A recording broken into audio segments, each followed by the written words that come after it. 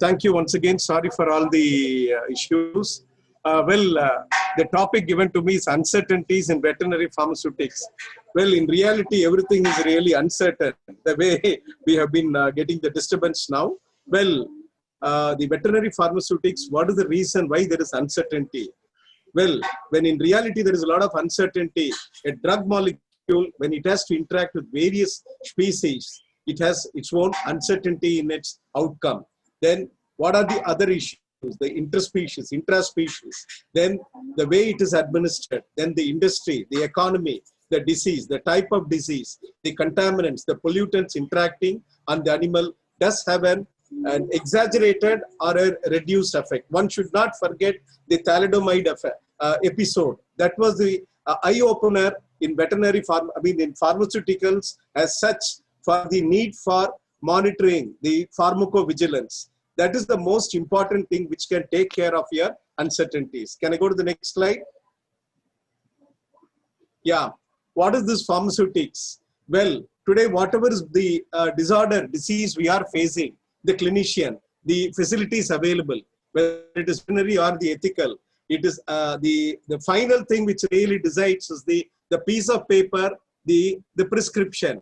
The prescription which is going to carry the medication, that only decides the outcome of decides the prognosis. Well, this pharmaceutics is a discipline which deals with a lot of disciplines of various biological sciences, including even of late with the software industry, which is very, very important for the docking of the molecules which are thought to be adverse. Today could be made more therapeutically useful. Then in veterinary medicinal product, what is this veterinary medicinal product? A compound which can elicit a response which should be of a therapeutic importance. It should not cause adverse reaction. Unfortunately, each species, there is a variation. Within the species, you got the various breeds. For example, you take in pet,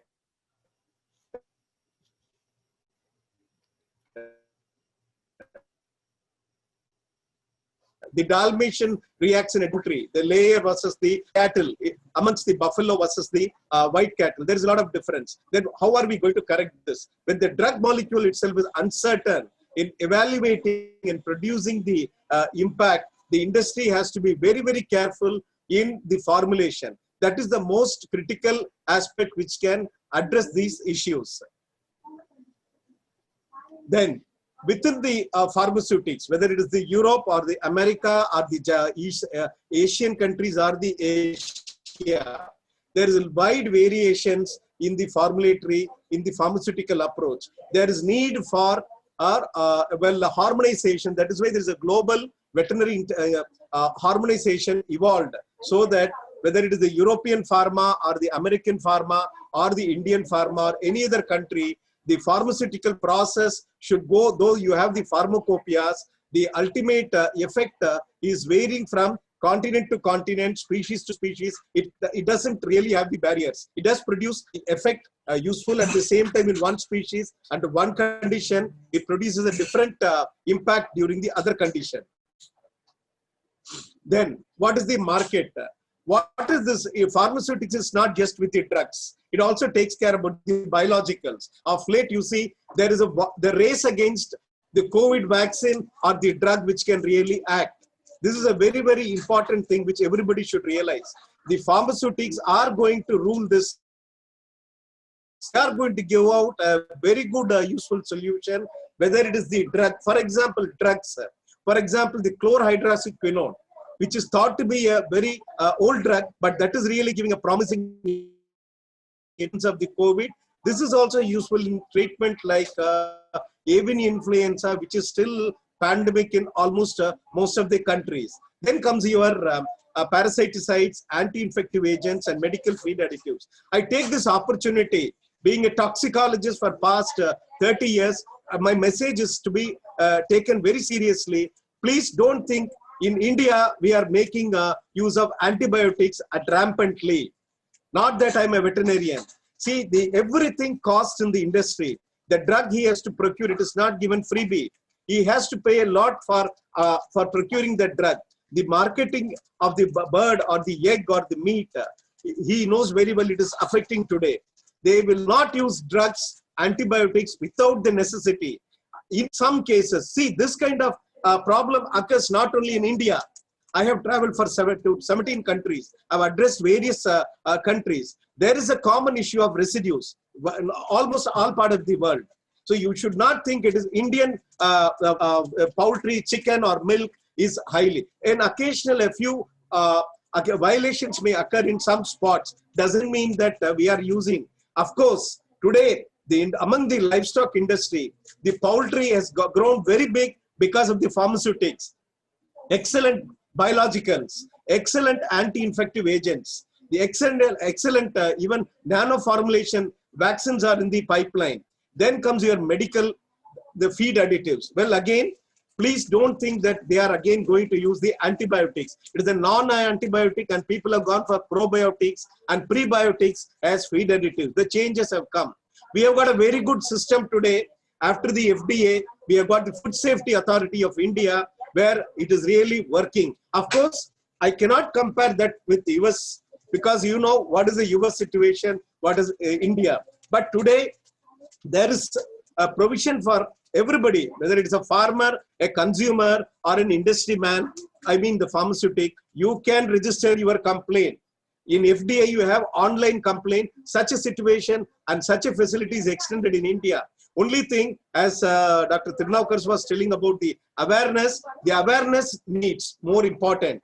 It's not that it is not available in this country. We have got very good testing facilities to tell you what is the really the residues, whether it is the violation. A decade ago, we did not have these instrumentation where we could not on par with the Western world tell you what is the residue, what was the permissible limit, whether it is within the acceptable daily intake. Today we have got, even the industry is very much aware, they will not come into induce drug residues. Let me tell you very clearly. India has taken a very big lead in banning a lot of drugs like chloramphenicol, furosemide, which is totally banned. Unfortunately, sorry. In the pharmaceutical law, when it comes as a feed supplement, it can easily enter into the market. Some pharmaceuticals do make a misuse of that. Now again, the industry, the medical council and the drug controller authority have formulated in such a way an additive which is an antibiotic in nature cannot be used. Again, it's not only with the livestock, it also goes to your aquaculture. Aquaculture is again a very good industry where the drugs are used. Unfortunately, it has been misused earlier. Now people are very, very clear. They will not misuse because it means a fortune. Please make it, I want this message to be very, very clear across the borders. Please don't mistake that in India, we are abusing antibiotics in livestock. It is not, it is a fortune. In fact, let me tell you very clearly, the quantum of antibiotics used in human population is much, much more. Nobody will say no to this. And most of the drugs, what we use, get unmetabolized, goes into urine and the feces. It becomes a very big problem in the emergence of sustenance of bacterial resistance. From the soil, you are developing a lot of antibacterial resistance. That is where you have to very seriously think. And it is now not just the pharmaceutics, it is the environmental pharmacology which is to be taken into consideration. And also you have to take into the consideration of the economics. Well, again, why these residues? Why the pharmaceutics have to take into these consideration? Economically viable industries cannot all the time afford for a very high, the latest generation of antibiotics. They're going for certain economically viable. Unfortunately, when there is no proper regulations, there is an occurrence of residues. Now with the occurrence of this kind of food safety authorities, the testing facilities, as I told in the last meeting also, whether you want to double the economy, you want to have the doubling, the boosting the farmers' revenue, it is the testing facility which is the need of today globally. I can tell you, India is able to do a lot of things excellent because we have got a very good testing facility. In fact, in our university, we have a national facility, the only veterinary facility for testing drug residues, mycotoxin residues, pesticide residue. And another thing which we have to think about, the medical devices. The medical devices are also taking care in the pet. We have got a lot of medical devices coming. You need to address the adverse drug reactions. That is what is your pharmacovigilance. There is a need for post-market surveillance. Anywhere, everywhere, if you have a post-market surveillance, whether it is the economic policy or the technology or the techniques or the method of farming, I think we can definitely achieve a better result. Then this is the general outlay of what is the quantum of drugs being used, and it is always on the increase. Then what is the veterinary pharmaceutical marketing are done? They do a lot of detailing, meetings, journal advertising, direct to the consumer. This is where is an issue in the third world country or the developing country. When the pharmaceuticals go and meet the farmer directly, they do commit at times error. The farmer is carried away by the, it is not like the system in Europe or the Americas. Without a prescription, you cannot get a drug. I should go down that in this aspect, our government and the federal authorities have to take a very serious view regarding the prescription. If you don't prescribe a drug which is banned, then how do you think it can enter into the market? Then this next one is the sampling. Just by a small sample, a farmer should not come to conclusion this drug is having a very good effect. Then what about the patent of drugs? This is again a very hot issue. A particular person does a lot of work over a period of time, preclinical, post-clinical studies are done, then the molecule comes out. By the time somebody else knocks it out, the patenting becomes a big issue, whether it is the indigenous ethnopharmaceutical compounds or the ethical products, or needs a balanced approach as far as the patenting is concerned. Today, it is aware, people are aware, if there is a molecule, it is being properly patented and the patent is maintained. Then what is the problems in veterinary farm marketing? Well, it is the regulations which is very, very critical. How really the farmer can come to know what is the medicine available? He goes by the television, the media, the social media. What is really required is from the regulatory agency, if they put forth on the website, which is available in FDA, it is available in the EU, it is available in the Japanese therapeutics. They give a real listing of the drugs, what drug should be used, where there is no possibility of misuse or causing of residue. Same thing holds good for your pet animals, which is very, very critical. But unfortunately, in the industry in India, the pharma based for poultry has a very big boom compared to cattle. Whereas again, the pet industry, the pet based pharmaceuticals are on the rise. It is the major revenue for the pharmaceutics from the poultry industry. Then what is the risk? What is the adverse effects? That needs to be periodically monitored.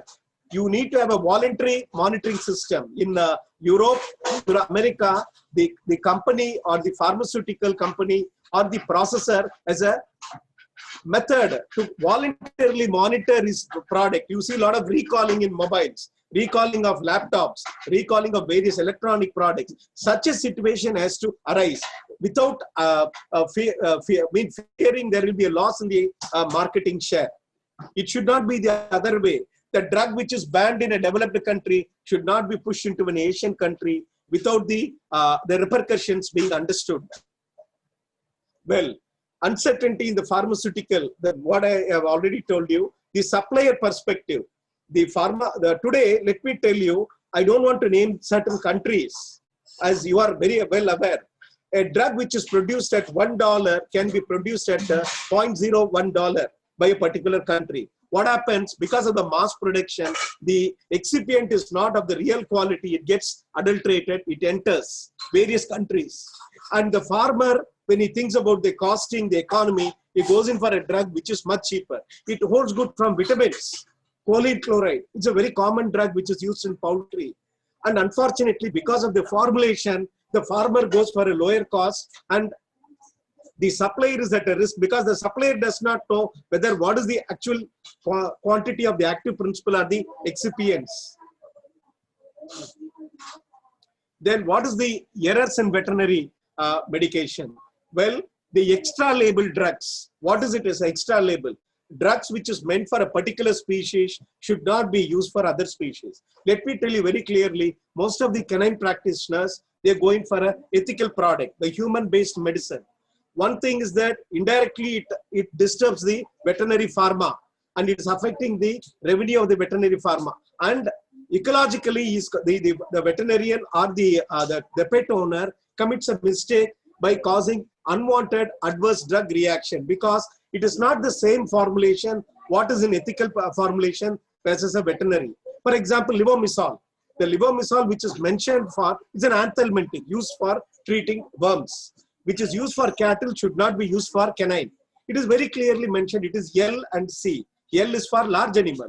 C is for canine. If it is going to be misused, it causes adverse reaction in dogs, and it can also cause a lot of residues in the soil. For example, your ivermectin, all of you think it is pesticide which is really causing problem. Ivermectin is an excellent drug for this COVID. Unfortunately, this has been misused, overused in cattle for the control of parasites, whether it is endo or ectoparasites. The drug gets unmetabolized and comes into the dung. It has caused the death of the dung beetles, and it has caused the extinction of certain dung beetles. Thereby, it doesn't get decomposed so easily. So you have to think on these aspects if you are going to really use it. What is going to be the ecotoxicological effects? Then, once again, we should not forget the aquaculture. The drugs used in the aquaculture ponds is again let into the soil and water, which again gets recycled into the human water consumption. This becomes a major threat of the the virus or the super infection, where the microbial resistance is not caused by only veterinary pharma, it's also by the ethical products, where there is a mismatch of the products and the extra label usage. The miscommunication, and most important, the prescription is very, very important, very, very critical. If the pharma, the pharmacy, the supplier, the user, and the veterinarian, if they have a good veterinary practice, I think we can definitely overcome these kind of issues. Well, today, the global pharmaceutical industry is definitely on the rise. In fact, to tell you very frankly, the one subject which always has a very good standing is your pharmacology and toxicology. Whether it is the diagnosis or the treatment, you cannot be without this. You need to have some treatment, some methods. Ultimately, it is the drugs which has to be used. Whether it is a device, you need to go in for safety evaluation, which is taken care by the pharmaceutical products. Only thing is that a common regulatory norms is required across the border. Then any product which is used here in India, if it is going to be used in any other country, should not have any adverse reaction. The marketing potential is sustained. Well, with this, I would like to conclude my topic. Sorry for the disturbances and the unwanted, the delay in my presentation. Jai Hind. Thank you. Thank you.